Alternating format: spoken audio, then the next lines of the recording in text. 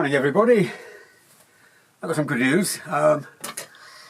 Waistcoats are back in production, and quite excited about this because I closed my factory luckily before COVID. I say luckily because there were no weddings for a few years with the COVID nonsense, and unfortunately my workforce was about to retire, and there's absolutely no chance these days of being able to start a new factory in the UK. It's just virtually impossible now to start on a low budget with a factory the way that I was able to do before. So I'm now making in China, which is sadly the only place where I can get the enthusiasm and the skills to produce a really super product that I've always produced. Now this one is about as traditional as you can get. This one's actually an old Irish linen, and it's now these are fairly high cut. You should only ever wear one of these with proper fishtail back trousers with braces buttons on the outside, because if these get too long, they sort of look like a cardigan, and this has got to be pretty high, no lower than your navel. If you take a real vintage one, it would. I mean, I've actually lengthened and made some compromise. I made this one a couple of inches longer than the vintage one that I took the pattern off. But yeah, now this one is an old Irish linen. On the back, could do a little press on that. This is English woven silk. My factory in Ipswich was right next to Sudbury, where they make the best silk in the world, although Italians might give you an argument about that. So I was able to buy silk really cheaply and use it just randomly on the back of waistcoats, which makes them nice and cool. So that's one pattern. Now I'm just going to grab another pattern. This is your standard double-breasted peak lapel. Again, only really for use with high-rise trousers, a proper traditional Edwardian cut for Edwardian morning dress. Now another one coming up. Just put this one over here.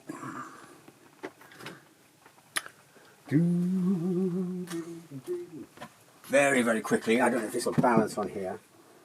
This is one of this is the best waistcoat I've ever made.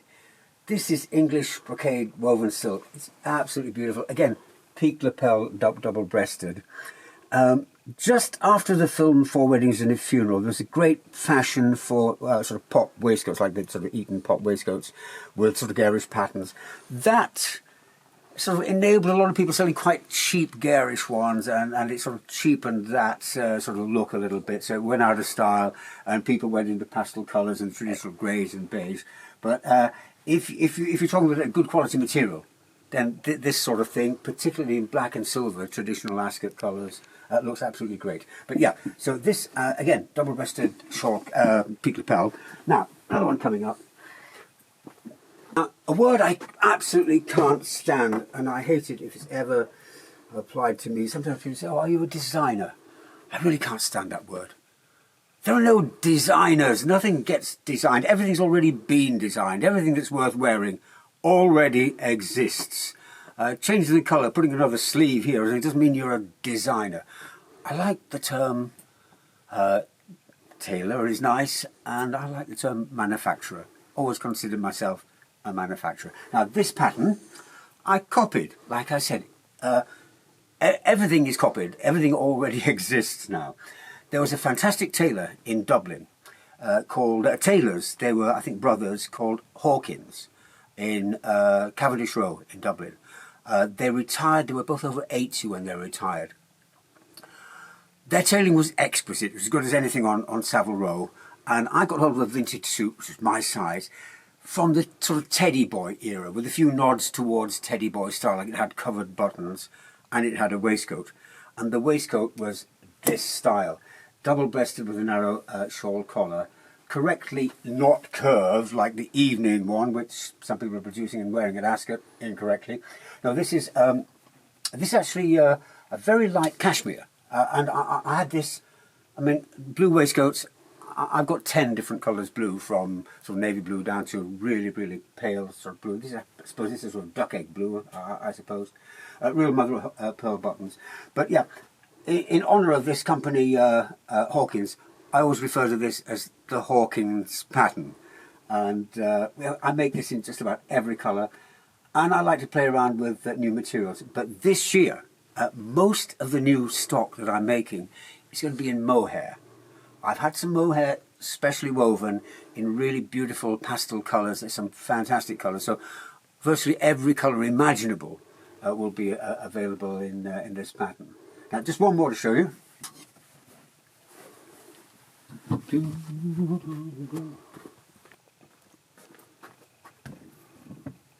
Now, there's nothing terribly exciting about this. It's just a very conventional single-breasted waistcoat. This one has lapels. I'm not always keen on lapels on a single-breasted waistcoat on tweeds because it bulks the thing out just a little bit too much, and sometimes less is more. But on a waistcoat for ascot, this is actually a gabardine. This is quite sort of smooth, lighter weight materials. It's fine. But the great thing about single-breasted waistcoat is if you want to wear conventional trousers with side adjusters, which are slightly lower, the single-breasted waistcoat is longer, and it's also a very easy fit. There is a problem sometimes with double-breasted waistcoats, particularly the peak lapel one. You get a little bowing here, and the only correction for it is on the shoulder, which is a little bit difficult to mess around with once the thing's been made. But single-breasted, you just put them on anybody's back and they work instantly. Now, I'm going to show you a picture of how not to wear a double-breasted waistcoat. Quite famous chap. When you wear a double-breasted waistcoat, or anything for ascot, you absolutely must have braces on your trousers. Morning stripes should be vertical and straight down. If you don't have braces pulling the front up, see, I'm wearing corduroy trousers at the moment. Now, and I've got braces on the outside. Now, if I didn't have braces and I had a bit of girth here, the trousers would tip down like that, and you'd get all sorts of funny shapes on the stripes. That happens when you look at wedding groups. You can tell the chaps in the group don't have braces on their trousers because the lines are all over the place. So braces keep the front of the trousers up and keep the lines vertical. Also, it keeps the trousers under your waistcoat.